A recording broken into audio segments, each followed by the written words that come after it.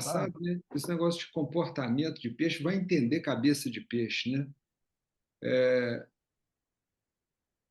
De vez em quando você transporta os peixes ficam para baixo, ficam no canto, às vezes quando põe um grupo fica todo mundo lá no cantinho amontoado.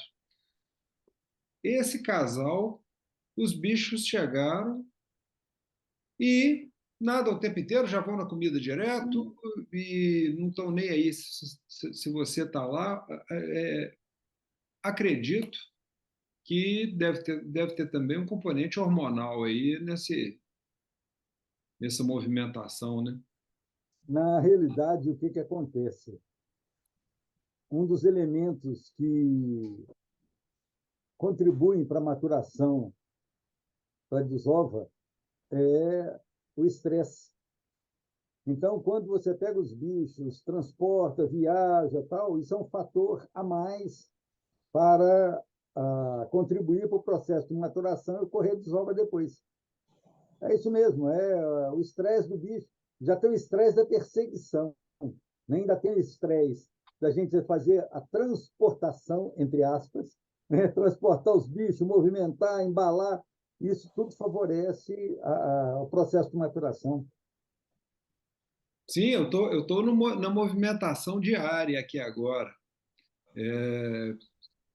Tô mexendo o tempo inteiro. Todos os dias eu mexo em algum tanque e tô colocando os pais nos tanques dos filhos, junto com as filhas também, né? Em grupinhos menores, para aquilo que a gente tinha conversado umas reuniões atrás das cores. Mas agora começou a dar umas desovadas boas aqui. O Mário, 5 desovas a partir do evento lá de São Paulo até agora? Nossa, Não, estão com vontade, hein? pois é. Não, e assim, aí eu falo assim, não, tá bom agora, né?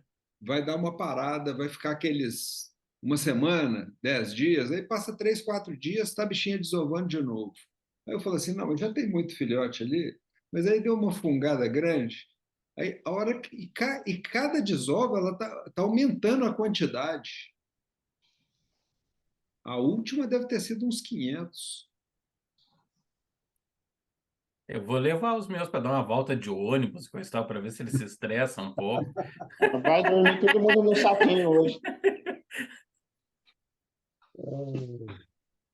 Gente, é interessante que o Químbio, como ele faz desova parcelada, eu tive uma vez que eu resolvi acompanhar uma determinada fêmea e sua sequência de desovas. Ela fez uma desova, daí 2 semanas ela fez outra, depois, semanalmente, foram 15 desovas. Aí eu separei, falei, pô, vou detonar a fêmea. Não tem dieta que você consiga aportar para a fêmea uma quantidade de proteína adequada. Então, separei. Mas, assim, foi uma que eu deixei para poder acompanhar, para ver com que frequência isso aconteceria, né? E o bicho é impressionante. É impressionante. Vai, é uma desova, e outra, e outra, e outra. E é interessante que, em Kindle, até o presente momento, eu ainda não encontrei na literatura algo que suporte essa frequência ou quantidade de desovas. Mas, em outros peixes, tem estudos comprovando isso. Paulistinha, por exemplo, é capaz de desovar uma fêmea de paulistinha, se tiver uma boa manutenção, no esquema produtivo, a cada 2, 3 dias ela faz uma desova. Beta, a cada 3, 4 dias faz desova. É impressionante. São maquininhas de produção de óvulos. É um negócio muito doido. Obviamente que é uma estratégia de sobrevivência da espécie, né? Mas no contexto controlado é um negócio assim impressionante. Impressionante. Como que o bicho consegue ovular, maturar, fazer a vitelogênese, né, dos ovócitos, liberar e começar tudo de novo num espaço tão curto. É impressionante, é assustador.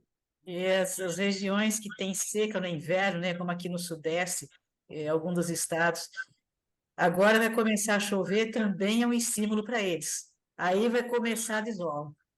É chuva e trovoada. É, Deu trovoada, no dia seguinte está todo mundo desovando. É um negócio muito doido. É impressionante como os peixes respondem aos estímulos externos, né? Que é a característica deles, ó. Vamos falar da exposição virtual? Exposição internacional, né? Boa tarde a todos aí. Pois é, como vão ter outras pessoas, o nosso objetivo é atingir um público maior um pouco do que a gente aqui, só a gente aqui na reunião, né? Eu peguei e coloquei aqui algumas coisas para poder lembrar de falar, e se vocês lembrarem de alguma coisa para adicionar aí, fala aí para poder a gente acrescentar. Mas coloquei assim, quais são os nossos objetivos com essa iniciativa aí do torneio virtual. Então, pensei aí da gente falar, eu acho que uma das coisas, pelo menos que a mim inspira muito, é a questão de disseminação de conhecimento num sentido muito mais amplo, desde conhecimento de história, história do Japão, história de técnicas de criação, história, conhecimento de fisiologia, de plantas, de peixes, conhecimento de qualidade de água. Então, isso tudo fortalece e eu acredito que isso aqui é um atributo muito nobre de uma mexida dessa. A gente fazer uma difusão dos padrões raciais, isso aí a gente já conversou bastante, mas acho que é importante lembrar para sempre que para o público que não conhece de raças de Kingios, né, sobre a importância da gente conhecer quais são os padrões, é a gente conseguir dar continuidade nas raças que são criadas. Porque se a gente não tiver isso sendo documentado de alguma forma, as criações vão acontecendo e ao longo do tempo as pessoas vão perdendo a noção e a gente vai vendo raças degeneradas por desconhecimento no processo de seleção. Outro objetivo, conversar sobre técnicas de criação a partir do momento que a gente integra pessoas que estão querendo aprender um pouco mais, e integração, socialização, é por isso que nós estamos aqui juntos, né?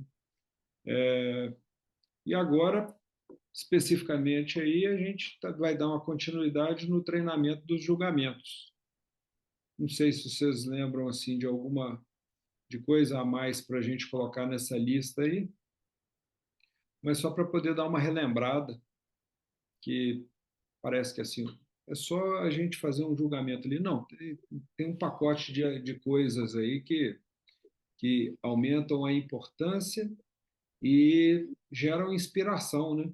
Inspiração das pessoas em criar em nível mais alto, porque acho que isso aí é que eu acho que a gente que é o grande objetivo de dar continuidade nisso aí. Trazendo alguns números para vocês, nós tivemos 51 inscrições aqui por raça, totalizando esses mesmos 51.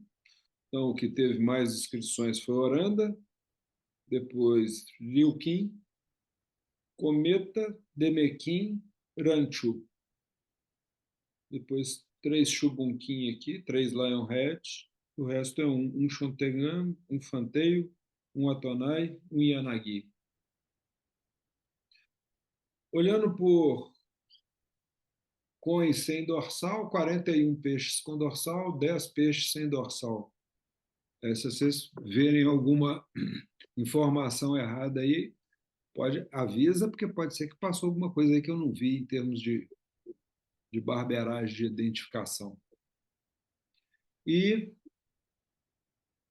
cruzando aí raças com faixa etária, essas aí são as quantidades de cada um dos peixes.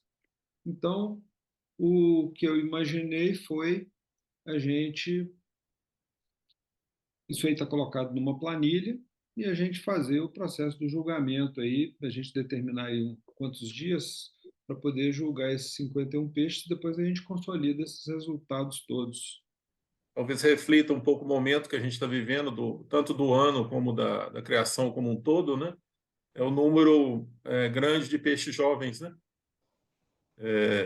comparado com os adultos, né? Diferente da exposição presencial, vamos dizer assim, né? A última, né? Sobretudo. Talvez seja o momento do ano também e o momento de criação também, né? Que a gente está passando, né? Não sei como vocês analisam isso, ou se é simplesmente uma coincidência. Eu acho que tem muito a ver com essa amostra aqui, né? Com esse grupo aqui que a gente começou algumas conversas aí em diferentes tempos, há uns 2 anos e meio atrás, e, e eu acho que tem muito a ver com isso aí, pelo menos da minha parte aí, onde eu tive um crescimento maior nesse sentido. Mas eu gostei muito daquilo ali e gostei do material que vai sair disso, porque depois desse processo de julgamento, vai ter um vídeo super legal, com peixes maravilhosos e já colocando uma classificação e quem são campeões e tudo mais. Com isso aí, a gente solta um vídeo com peixes maravilhosos e aí com conteúdo técnico. Aí agora já é uma suposição da minha cabeça, né? Que eu acredito que isso tem um potencial de estimular alguém a querer aprender alguma coisa a mais. Eu tenho essa fé inabalável. Então, é nesse sentido que eu acho que isso tudo que a gente sai fazendo de uma forma um pouco mais elaborada, tem esse potencial de estimular e entusiasmar, motivar alguém. Eu acho que como estratégia, lógico que cada um vai fazer como quiser, né? Uhum. Mas como estratégia individual, eu acho que é bem interessante pegar os conjuntos, né, de mesma variedade e mesma idade, porque aí vai ter exatamente esse critério que você acabou de falar, que é um critério comparativo, né, entre os peixes da mesma variedade e da mesma faixa etária, né? Então, a partir daí, você pode ajustar em função de qual que você acha o melhor, de fato, o intermediário, o pior, enfim. Então, eu acho que é uma estratégia bem interessante. Uma coisa importante é porque esse critério que a gente utilizou aqui, que a gente está utilizando, de características corporais, nadadeiras, cor, características especiais, condição e comportamento, esse aqui não é o jeito certo. Esse aqui é um jeito, isso aqui é uma forma de fazer esse processo de julgamento. Então, tem um modelo americano, tem um modelo inglês, tem um modelo japonês, tem um modelo chinês, tem um modelo mais. Tem umas particularidades aí para outros lados, e a gente escolheu uma forma asiática, que eu não, se eu não me engano, acho que não, se eu não me engano, é dos chineses, né? Que é a forma de classificação e também de pontuação. Então a gente andou treinando durante algum tempo. Então tem alguns macetezinhos que parece que é coisa boba, mas assim, por exemplo, em que raça que encaixa cada uma dessas coisas. Então, enquanto no Uranchu, qual é a característica especial, quais são as características especiais no Oranda. Então isso foi sendo discutido e assim, a gente foi sanando dúvidas ao longo de 2 anos, e isso está tudo gravado aí, está por raça nessas reuniões aí para trás. Então, assim, para que você vê, assim, eu queria ver o que foi discutido dessa raça. Está por aí, tá aí para trás, é só dar um localizar lá que você acha. Por favor, Mário, volta naquela tabelinha de pontuação que você havia colocado lá, para eu chamar a atenção para um ponto mais específico. A distribuição de pontos. Eu queria chamar a atenção para a questão da cor. Quando nós consideramos a questão de coloração nas diferentes variedades, vamos pensar aqui como ponto de partida um curoi ou black, preto, um cálico, um saraçá, vermelho e branco, ou um vermelho, né, que são os mais desejáveis de acordo com a raça. É importante que a gente pontue, na hora de fazer o julgamento, se aquele exemplar, dentro de cada uma dessas categorias que foi apresentado, se ele está mais ou menos caracterizado.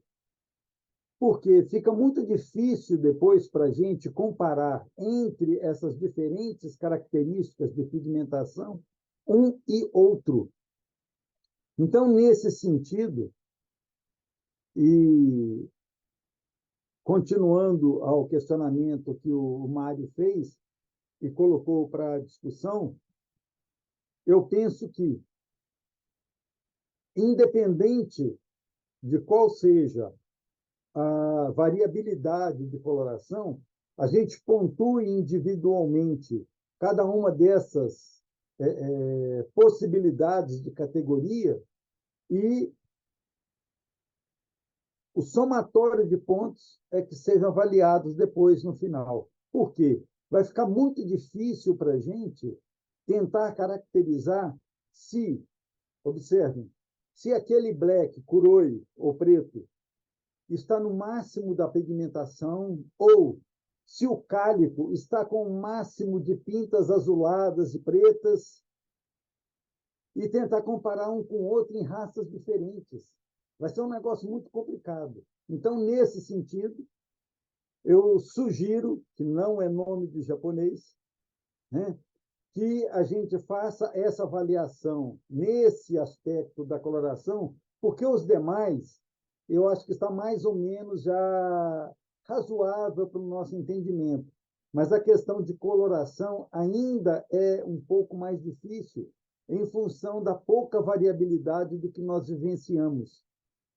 Então, que nós façamos a avaliação dessa coloração independente de cada raça, pontuemos essa característica em cada peixe e que isso fique depois para o final para o fechamento.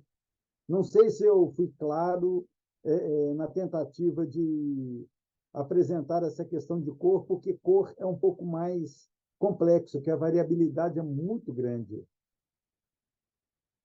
Não sei se eu ajudei ou se eu compliquei. Não, eu acho que complicou, mas não é por causa da sua fala, não, é porque o assunto é complexo. E aí eu acho que a gente podia aproveitar a sua introdução para poder a gente conversar um pouquinho sobre o que contempla isso aí que você está acabando de falar. Porque, assim, você falou de várias cores, pegando só o vermelho. Se tivesse, se fossem todos os peixes só vermelho, como que a gente julgaria a cor?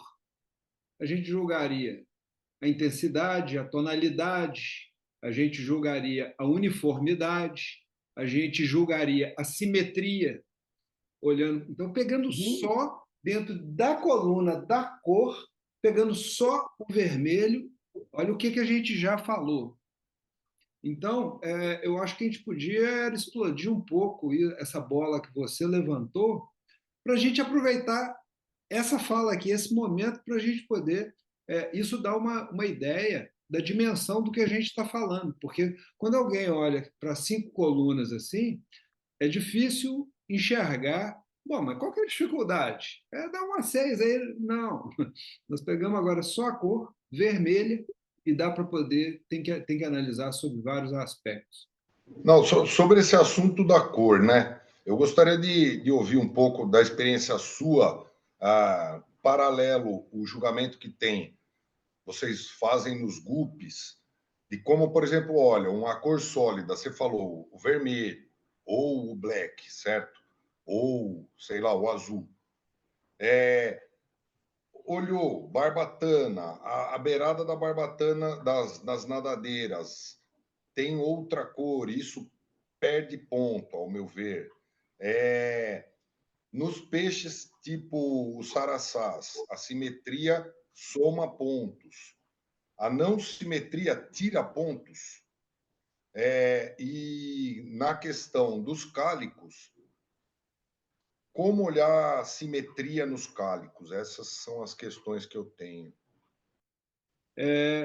de forma direta e fácil, o julgamento é individual. Então, assim, o que você vai olhar? A simetria, ela conta ponto ou ela perde ponto? Depende. Depende. Ela tem. Se tem um desempate entre dois peixes, a simetria vai pesar bastante, porque ela pode te ajudar, ela pode ser útil em termos do desempate, se nadadeiras e tudo mais. Agora, eu não entendi qual foi a pergunta em relação aos grupos que você fez. Não, E sobre assim, como é olhado, por exemplo, no julgamento dos GUPs, as cores sólidas.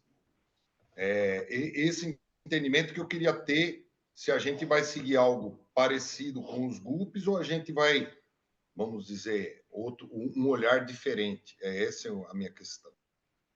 Vamos pensar o seguinte, né? Uma coisa é GUP, uma coisa é King.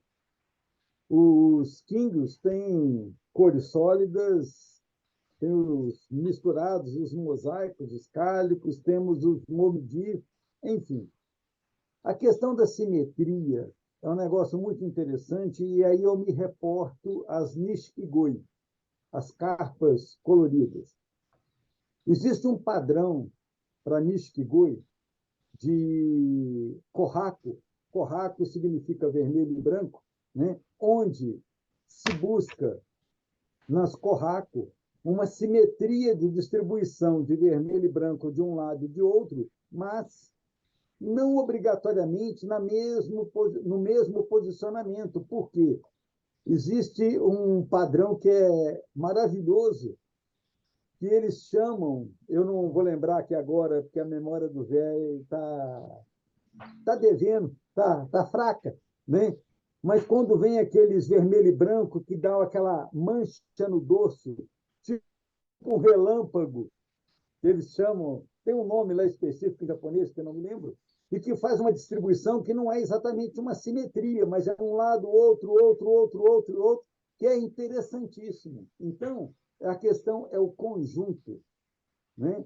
Óbvio que aqueles peixes que apresentam uma simetria equilibrada é muito interessante, mas pode haver uma distribuição de coloração que pega um ponto, outro mais adiante, e que o conjunto é muito além do que é aquela mera simetria de um ponto e outro de cada lado mais semelhante. Então, aí é questão de você analisar o conjunto. Eu sei que isso não é simples, mas é o nosso aprendizado nesse momento. Então, eu até agora aprendi a dirigir um Fusca, né?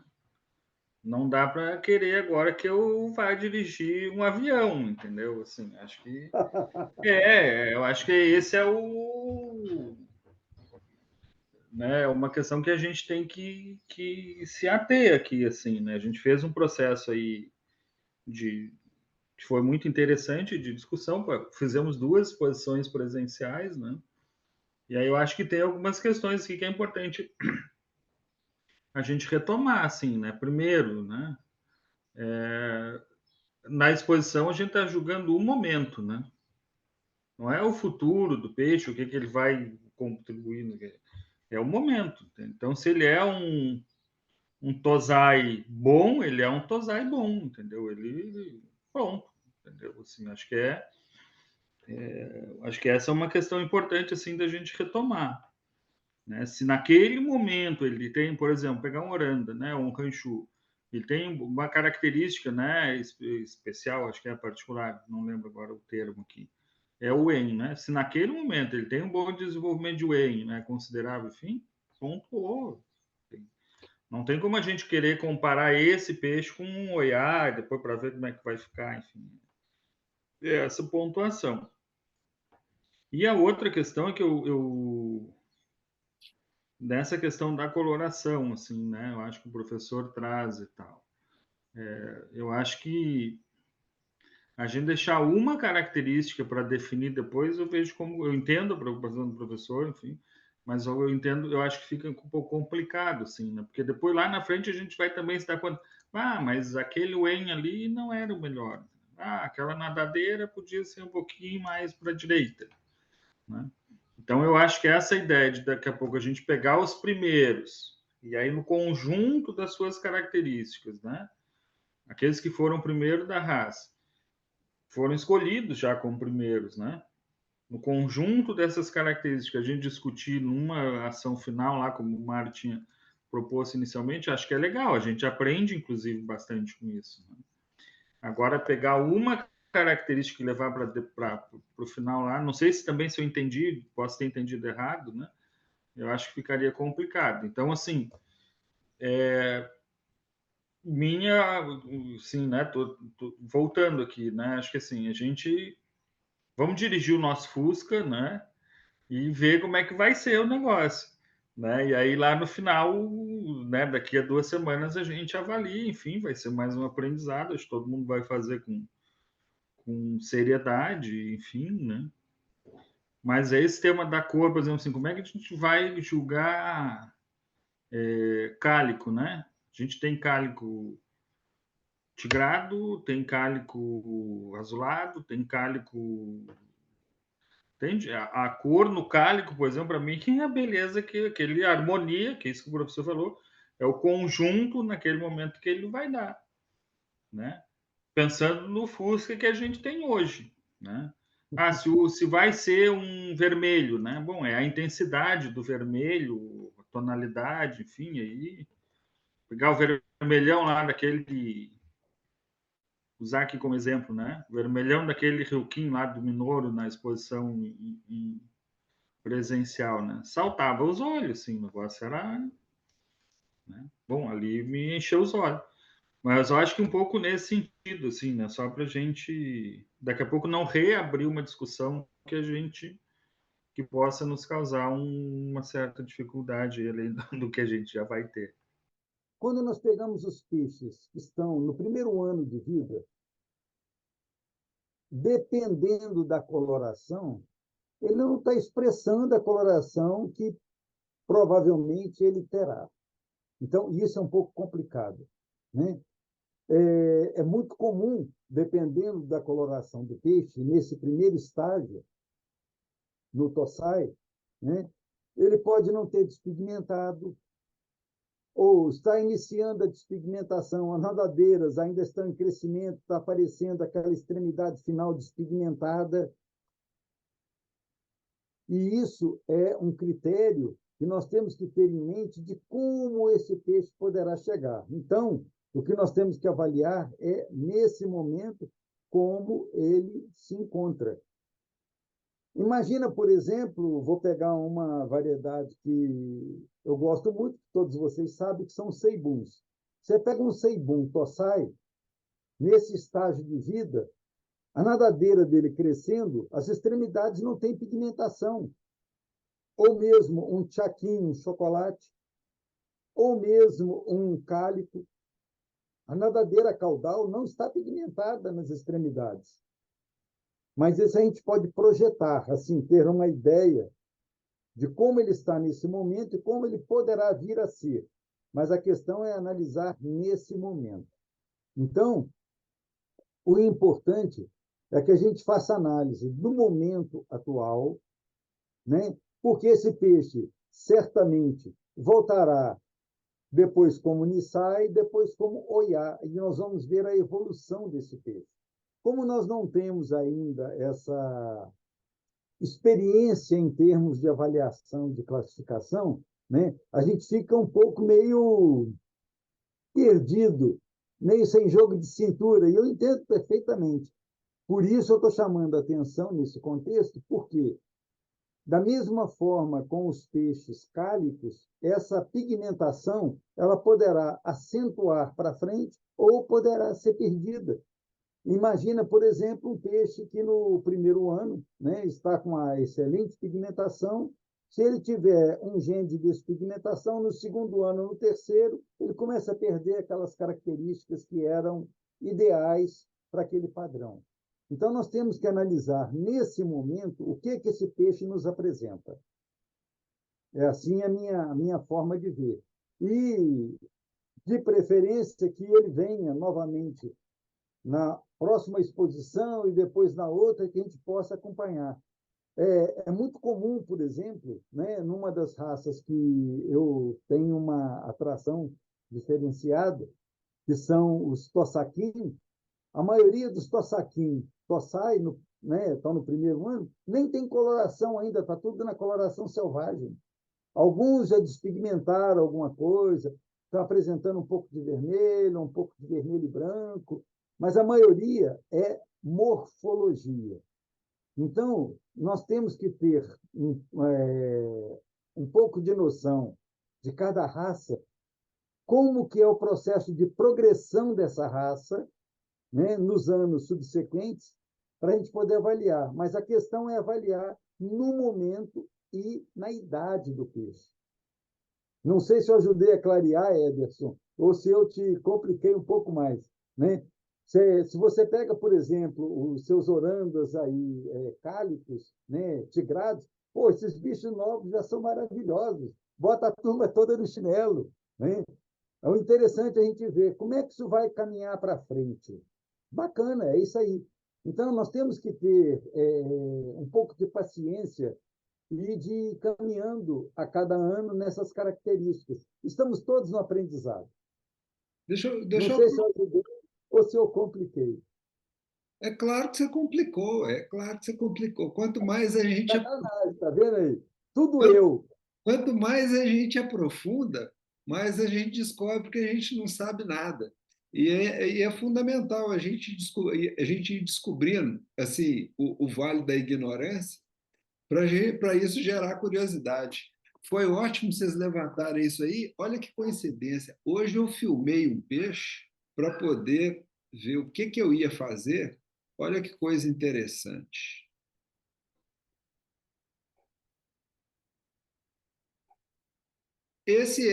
Essas manchas são manchas de chocolate, tá certo?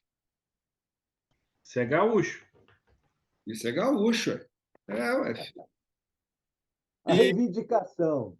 E aí, Eu tenho um parecido. ele cai exatamente nisso que o Mauro estava falando agora. E como que esse peixe vai ficar, Ederson?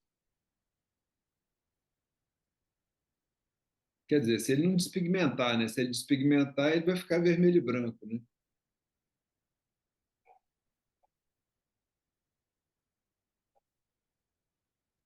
Para de comer e responde, Ederson.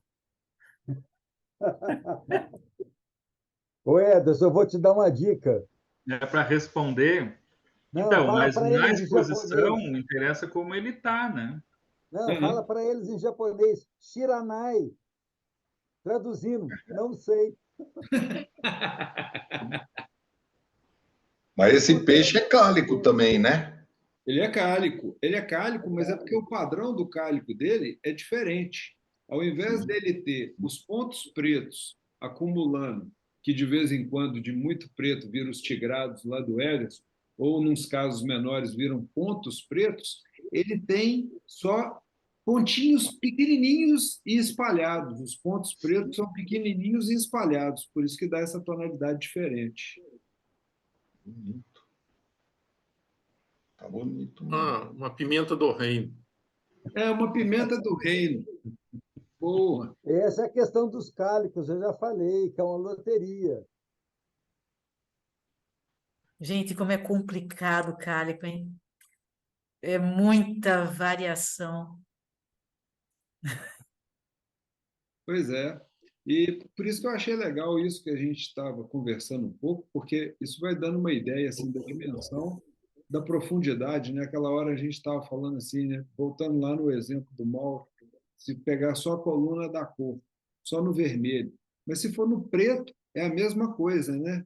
É preto, é fechado até embaixo, é aquele preto, é o fosco fechadão, é o brilhante mais claro, tem um monte de coisas se a gente estiver pegando só uma cor sólida.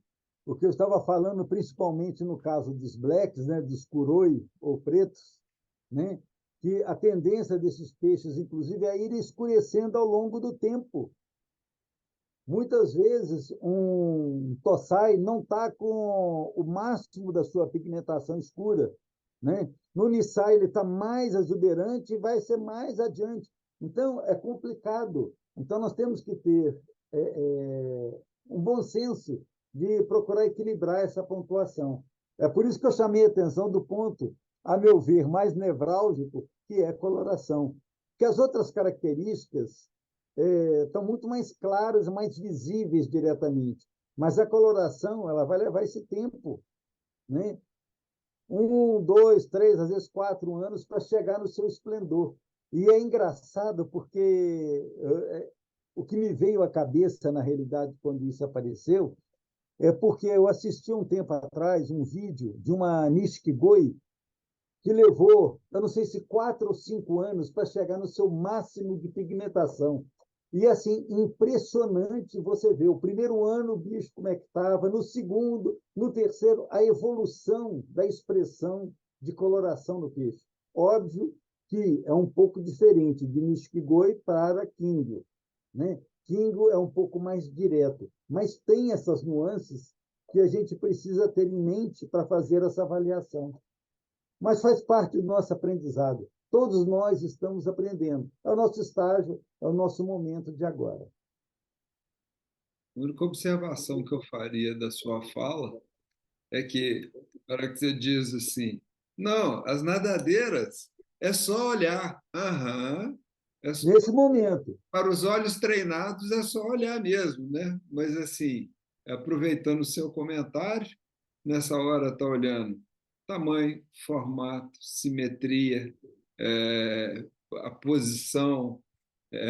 Então, assim, o bicho pega. O tal do King é complicado, né? E eu acho que isso aí, eu estou aproveitando a sua colocação para a gente poder conversar assim de uma forma mais ampla, porque para quem estiver assistindo esse vídeo aqui, ter uma noção e do nível de complexidade que é e do tempo que a gente leva para é isso aí. poder vivenciar essas etapas e as mudanças que vão acontecendo, porque depois que a gente viu várias vezes, aí é muito fácil, né? Não, isso aí agora está acontecendo isso e isso, mas assim, tem que ir lá e tem que colocar a mão. Para você que gosta dos termos em japonês, eu tive um professor que falava isso, que diz que tem o, eu não sei se a pronúncia é essa, não, viu, Mal? Que é o Gemba. O Gemba é o lugar onde as coisas acontecem. Então, assim, isso era uma aula, isso é aula de administração, e o que o cara queria dizer é o seguinte: se você quer resolver o problema do parafuso da roda na fábrica do carro, você tem que ir lá para dentro da fábrica do carro, olhar na etapa de colocação da roda do carro, do parafuso da roda do carro. Você não vai conseguir resolver esse problema lá do escritório, lá da mesa de projetos. O problema está lá. Você tem que ir lá. E aí ele sempre falava do Gemba nesse sentido, de você tem que ir aonde a coisa está acontecendo, você tem que colocar a mão na massa, senão fica uma discussão sem, sem conteúdo, né? Sem conexão com a realidade. Né? Como dizia já há pouco tempo atrás, né, aquele refrão de molecagem, é a rebimboca da parafuseta, cara. É exatamente isso. Quem não vivenciou pode teorizar o que quiser. Quando você chega lá no ponto, lá na base, a coisa muda de figura. É exatamente isso, Mário. Então, nós estamos no estágio de aprendizado. Então, nós temos que ir aprendendo gradativamente. Você não aprende da noite para o dia. Todo o processo é lento, né? Vou fazer uma molecagem com o Hermínio, né? Sofressor sabe o que é isso, né? E cutucando, cutucando, cutucando. Porque, na realidade, o buraco não é um buraco, cara, é uma cratera. Você tem que ir enchendo essa cratera para poder chegar num determinado nível de conhecimento. Não é simples. E aí muitas pessoas acham que viu uma merrequinha ali e já está sabendo. Não é assim. Todos nós estamos aprendendo. Eu estou nesse contexto, né? Não sou expert nisso. Estou tentando aprender, buscando informação e tentando adquirir mais conhecimento, porque é esse o processo. Quem quer, vai. Né? Vai buscar, vai aprender. É essa a nossa proposta. de tentarmos construir conhecimento dentro da perspectiva aí dos químicos, que é aquilo que nos agrada. Vamos em frente. Eu diria que vamos ter um pouquinho de paciência. A maioria das vezes nós nos preocupamos sem saber o que tem, né? Então, vamos com calma, vamos olhar, vamos avaliar. Se for necessário fazer alguma adequação para frentemente, como diria o Dorico Paraguaçu, nós faremos. Não é o momento de a gente ficar preocupando com isso, né? Preocupar sem necessidade. Vamos com calma. Como diria Zeca Pagodinho, deixa a vida me levar. Não, aquela história que... Tem que dar samba, Mário. Tem que dar samba. Isso mesmo. Vamos devagar, porque a gente está com pressa. Isso. Então, assim, porque na medida que isso cresce, né, que o número de criadores cresce, a tendência é aumentar os problemas, né? Os problemas vão aumentar nesse sentido de competição, etc. E é um sentido fundamental também, né? Porque se não tiver competição, você também não desenvolve nada. Então, aí que está o problema, né? Então, você tem que ter a competição, mas tem que ter os parâmetros claros, né? E esses parâmetros claros nós vamos ter na medida que a gente tiver um padrão. Agora, fazer o padrão não é fácil. Por isso que nós estamos nessa luta, já tem 2 anos e meio aí, para ir entendendo gradativamente, para num dado momento a gente ter um padrão que não seja o padrão, que talvez não vá ser o que me agrade mais, mas é o que o conjunto da comunidade que está mexendo né, criando os peixes no Brasil e também com uma visão do que tem no mundo pode fazer, né? Então eu vejo dessa forma, assim, né, de uma maneira geral, assim, né? Eu estou querendo compartilhar aqui a evolução que nós tivemos olhando para o edital, porque acabou que a gente tinha feito um rascunho de edital, a gente revisou o rascunho de edital, aí a gente saiu com o edital. A hora que o edital ficou pronto, o Hermínio chegou e falou: mas não tem Yanagui, não. Como é que eu vou inscrever o Yanagui? Aí pronto, incluímos o Yanagui. A gente estava com uma tabela aqui que tinha algumas inconsistências em relação à diferença da origem.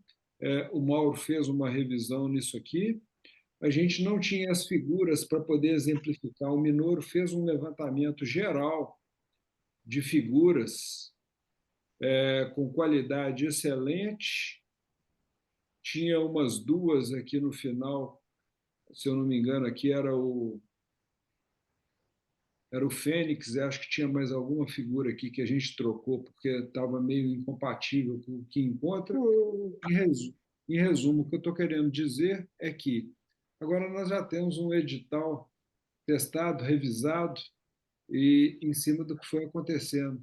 E isso aí já vai deixando tudo pronto aí para a gente poder depois ter o processo mais maduro e padronizado. Não, mas tem mais algum assunto, Mário? O último assunto que tem é o Fábio que está colocando aí no chat aí. Gostaria de lembrar que esse é o encontro 47, logo teremos os 50. Vamos fazer algo especial nele? A data pode cair no mesmo dia da exposição. Poderíamos fazer nosso encontro lá mesmo, de alguma forma, transmitir de lá. Olha, podemos fazer um bolo de aniversário. Um abração, então, gente. Boa semana para todo mundo. Valeu. Um abraço, pessoal. Até mais. Boa gente. Boa noite. Boa semana. Tchau.